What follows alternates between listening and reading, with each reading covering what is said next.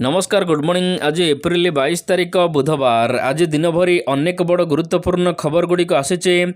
मुख्यमंत्री विवाह योजन मिलूची 60,000 टंका। अन्यपटे राज्य में ग्रीष्म प्रवाह पर स्कूल पर नुआ नियम जारी है। छात्र छात्री मानक पई आसिला बड़ सूचना। तेबे आसंतु आज सकाळ आसीथिबा 20टी बड़ खबर उपर नजर पकाइबा। नंबर 1, एथर खरा छुट्टी रे पिलामानंकु व्हाट्सएप रे पाठ पढ़ा जिवो। एथर खरा छुट्टी रे पिलामाने पढ़िबे व्हाट्सएप माध्यम रे पाठ। पिलांकु व्हाट्सएप रे दिया जिवो समर लर्निंग। ए नै मंगलवार दिन स्कूल शिक्षा कार्यक्रम प्राधिकरण और ओस्पा तरफ जारी होईछि मार्गदर्शिका। एही समर लर्निंग व्यवस्था अनुसार अभिभावक मानक व्हाट्सएप जरिया रे पिलामानंकु असेसमेंट दिया जिवो। समर लर्निंग कार्यक्रम अधीन रे शिशु बाटिकारु अष्टम श्रेणी पर्यंत पिलांक पई व्यवस्था पाठपढ़ा व्यवस्था कराजिबो व्हाट्सएप माध्यम रे। एने राज्यर सबु जिला शिक्षा अधिकारी को चिट्ठी करिछि ओस्पा। आसंता 25 तारिख सुधा व्हाट्सएप ग्रुप करने को चिट्ठी रे उल्लेख करा जाइछि। नंबर 2, 18टी शिल्प को मिला मंजूरी। राज्यर 11 जिले में 18 शिल्प को मंजूर मिली। 3,877 कोटी टंका निवेश हेब, जहाद्वारा 7,756टी निजुक्ति सुजोग सृष्टि हेब। राज्यस्तरीय सिंगल विंडो क्लियरेंस अथॉरिटी 146तम बैठक में यह शिल्प गुड़ी को अनुमोदन मिली।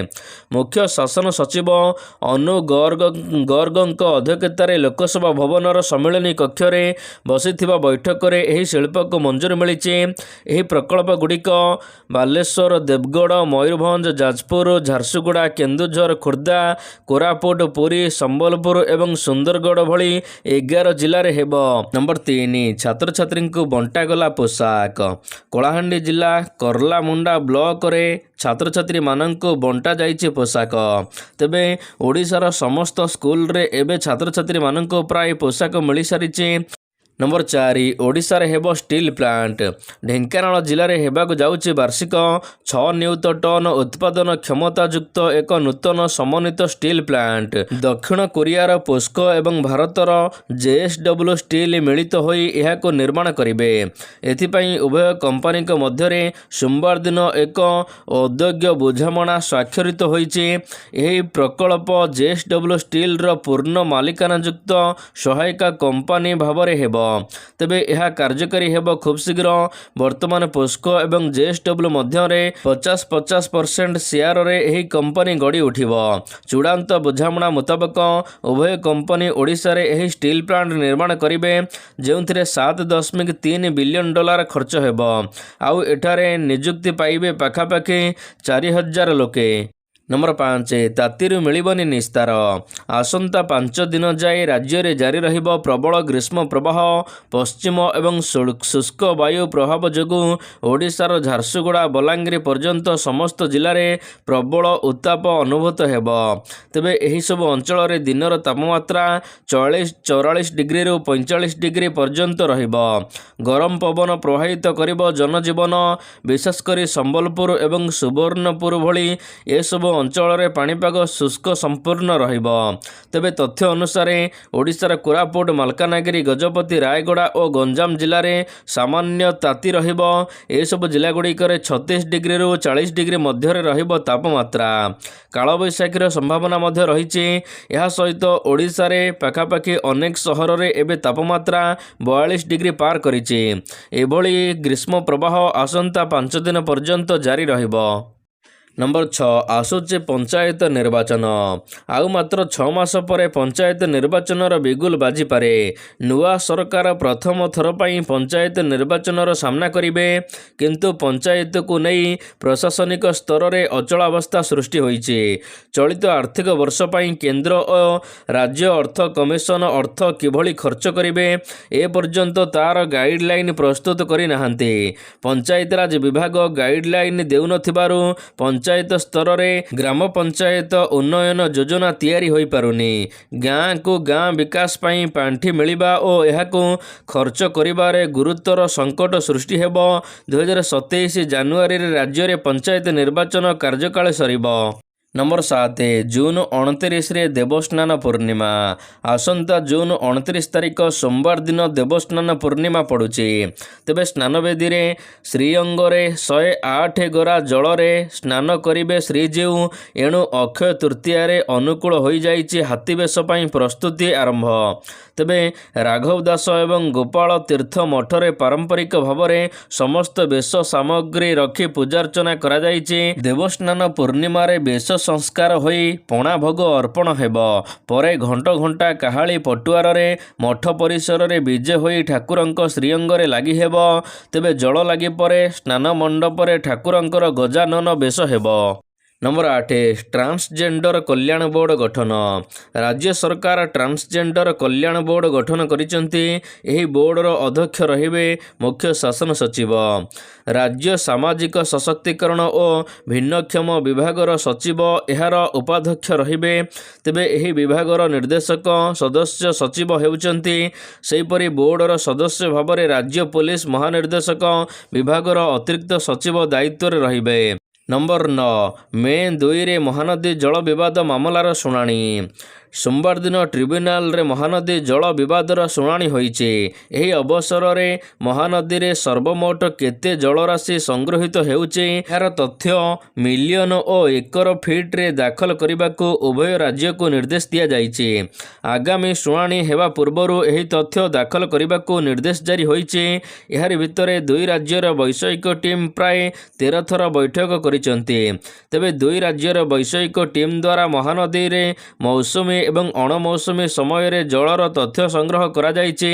ଏହାକୁ ପରବର୍ତ୍ତୀ ଶୁଣାଣି ଅର୍ଥାତ୍ ମେ 2 ତାରିଖରେ ଦାଖଲ କରାଯିବ ବୋଲି କୁହାଯାଇଛି। ନମ୍ବର 10 ଗୋଟିଏ ଦିନରେ 1000 ଦମ୍ପତିଙ୍କ ବିବାହ। ମୁଖ୍ୟମନ୍ତ୍ରୀ କନ୍ୟା ବିବାହ ଯୋଜନା ଅନ୍ତର୍ଗତରେ ମଙ୍ଗଳବାର ଦିନ ଓଡ଼ିଶାର 27ଟି ଜିଲ୍ଲାରେ ସାମୂହିକ ବିବାହ ବନ୍ଧନ କାର୍ଯ୍ୟକ୍ରମ ଅନୁଷ୍ଠିତ ହୋଇଛି। ଗୋଟିଏ ଦିନରେ ପ୍ରାୟ 1000 ନବଦମ୍ପତି ବିବାହ ବନ୍ଧନରେ ବାନ୍ଧି ହୋଇଛନ୍ତି। ଏହା ସହିତ ମହିଳା ଓ ଶିଶୁ ବିକାଶ ବିଭାଗ ସମଗ୍ର ରାଜ୍ୟରେ ଏକ ଐତିହାସିକ ସଫଳତା ହାସଲ କରିଛି। ଏହାପରେ ସମସ୍ତଙ୍କୁ ଟଙ୍କା ମିଳିଛି। ଏହି ଯୋଜନା ଅନୁସାରେ ପ୍ରତ୍ୟେକ ଯୋଗ୍ୟ କନ୍ୟାଙ୍କ ପାଇଁ ମୋଟ 60,000 ଟଙ୍କାର ବ୍ୟବସ୍ଥା ରହିଛି।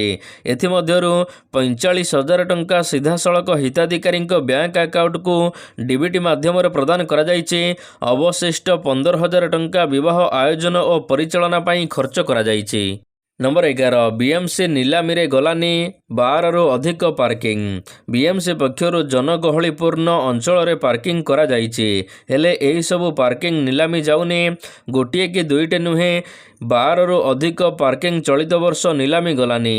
ବାଧ୍ୟ ହୋଇ ବିଏମ୍ସି ପୁଣି 10% କମ୍ ଅଫ୍ସେଟ୍ ସରପ୍ରାଇଜରେ ଟେଣ୍ଡର ଆହ୍ୱାନ କରିଛି। ଫଳରେ ବାର୍ଷିକ କୋଟି କୋଟି ରାଜସ୍ୱ ହରାଇବ ବିଏମ୍ସି। ବିଏମ୍ସି ପକ୍ଷରୁ ମୋଟ 16ଟି ପାର୍କିଂ ପାଇଁ ଟେଣ୍ଡର ଆହ୍ୱାନ କରାଯାଇଥିଲା। ଦକ୍ଷିଣ ପୂର୍ବ ଜୋନ୍ରେ 9ଟି ଏବଂ ଉତ୍ତର ଜୋନ୍ରେ 7ଟି ପାର୍କିଂ ରହିଛି। ଏହିସବୁ ପାର୍କିଂ ମଧ୍ୟରେ ବହୁ ହାଇଫାଇ ପ୍ରୋଫାଇଲ ପାର୍କିଂ ମଧ୍ୟ ରହିଛି। ଶ୍ରୀ ଲିଙ୍ଗରାଜ ମନ୍ଦିର ପାଖରେ 11,331 ବର୍ଗଫୁଟ ପାର୍କିଂ ପାଇଁ 22,22,250 ଟଙ୍କାର ଟେଣ୍ଡର ଆହ୍ୱାନ କରାଯାଇଥିଲା। କିନ୍ତୁ ଏଠାରେ କେହି ଟେଣ୍ଡର ନ ପକାଇବାରୁ ଫଳରେ ବେସ୍ ପ୍ରାଇଜରୁ 10% କମ୍ରେ ପୁଣି ବିଏମ୍ସି ଟେଣ୍ଡର ଡାକୁଛି। ନମ୍ବର 12 ସୁନ୍ଦରଗଡ଼ ପ୍ରାକୃତିକ ସୌନ୍ଦର୍ଯ୍ୟରେ ଭରା କହିଲେ ରାଷ୍ଟ୍ରପତି। ଗତକାଲି ଦିନିକିଆ ରାଉରକେଲା ଗସ୍ତରେ ଆସିଥିଲେ ରାଷ୍ଟ୍ରପତି ଦ୍ରୌପଦୀ ମୁର୍ମୁ। ବାୟୁସେନାର ହେଲିକପ୍ଟରରେ ରାଉରକେଲା ବିମାନ ବନ୍ଦରରେ ଦିନ 11:10ରେ ପହଞ୍ଚିଥିଲେ। ବିମାନ ବନ୍ଦରରୁ ସିଧାସଳଖ ସେକ୍ଟର 13 ପଡ଼ିଆରେ ଆୟୋଜିତ ସମାବେଶ ସ୍ଥଳକୁ ଯାଇଥିଲେ। ସେଠାରେ ଆଇସିସି ବିଲ୍ଡିଂ, ଏହା ସହିତ science park and planetarium, Koel ଏଗ୍ରେସନ୍ ପାର୍କର ଉଦ୍ଘାଟନ କରିଛନ୍ତି ରାଷ୍ଟ୍ରପତି। ନମ୍ବର 13 ମହିଳାଙ୍କୁ ଫେଭର ମାଗି ବଦଳିଲେ ପୋଲିସ କର୍ମୀ। ପୋଲିସ ବାବୁଙ୍କ କଳା କାରନାମା ଏବେ ଚର୍ଚ୍ଚାର ବିଷୟ ପାଲଟିଛି। ଜଣେ ମହିଳାଙ୍କୁ ମୋବାଇଲରେ ଅଶ୍ଳୀଳ ମେସେଜ ପଠାଇବା ସହିତ ଶାରୀରିକ ସମ୍ପର୍କ ରଖିବାକୁ ବାଧ୍ୟ କରୁଥିବା ଅଭିଯୋଗରେ ଖଣ୍ଡପଡ଼ା ଏସ୍ଡିପିଓ ମଦନ ମୋହନ ପ୍ରଧାନଙ୍କ ବିରୋଧରେ ଦୃଢ଼ କାର୍ଯ୍ୟାନୁଷ୍ଠାନ ଗ୍ରହଣ କରିଛନ୍ତି ନୟାଗଡ଼ ଏସ୍ପି ଏସ୍ ସୁଶ୍ରୀ। ତେବେ ଏସ୍ଡିପିଓ ମଦନ ମୋହନ ପ୍ରଧାନଙ୍କୁ ଜିଲ୍ଲା ମୁଖ୍ୟାଳୟକୁ ବଦଳି ପାଇଁ ନିର୍ଦ୍ଦେଶ ଦିଆଯାଇଛି। ଫତଗଡ଼ ଥାନାରେ ଏସ୍ଡିପିଓଙ୍କ ବିରୋଧରେ ମାମଲା ରୁଜୁ ହୋଇଛି। नंबर 14 सरकारଙ୍କ बड़ घोषणा पश्चिम एशियारे चलिथिबा युद्ध परिस्थिति को देखि प्रत्येक साधारण लोकंक मनरे एबे भय रहिছে। पेट्रोल डीजेल एवं रोषेई गैस महंगा हेबो कि रोषेई गैस पूर्व परि सहजरे एबे मिलु नाही, किंतु आपणक पाखरे एबे किछि भल खबर आसी पहुँचिला।